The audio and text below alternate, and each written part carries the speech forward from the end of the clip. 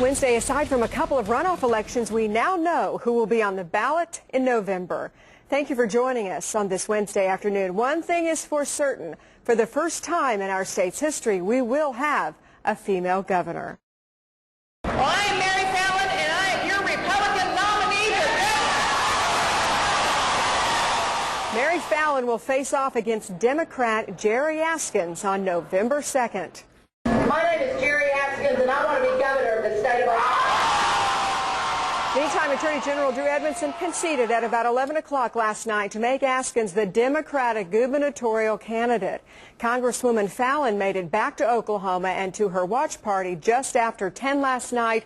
She spent the day in Washington to vote on a war funding bill. Either way, a woman will lead our state.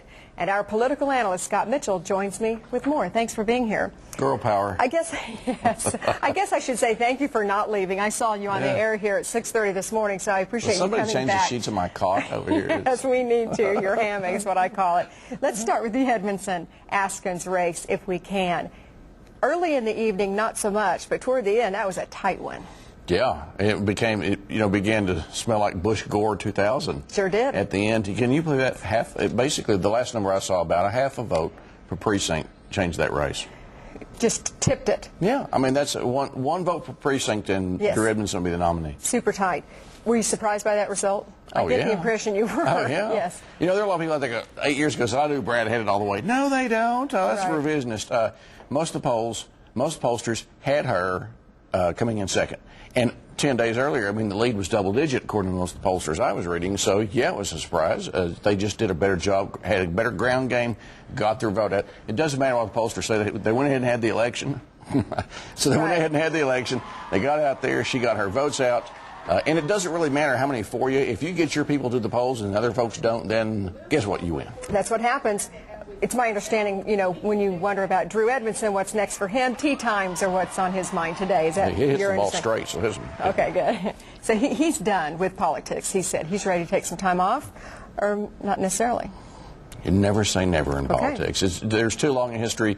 But, you know, Drew's had a long, successful career by any stretch of the imagination, and maybe he is ready to do something else. We'll see. Mary Fallon, she's ready to be governor, of course, as well as Jerry Askins. She didn't vote in the primary, of course, was in D.C., last-minute trip. Good or bad move on her part for that vote, the war funding vote? Oh, she had to do it, and it's really of a positive. I'd really like to be, you know, shaking more hands, stand out in this 115-degree heat, but I got to go serve the country. So, you know, you do what you have to do. What can we expect from these ladies come November? Clean, contentious? What would you guess, the campaign? Well, that's being decided right now. I mean, they're testing, seeing what sort of issues. Remember, Drew had Celinda Lake, Democrat pollster, as his pollster, Celinda, she. And so you can tell that kind of dominated as the way they treated Jerry. So both camps will be, you know, you can still have a contentious fight, people going, oh, she's being mean, instead of he's being mean.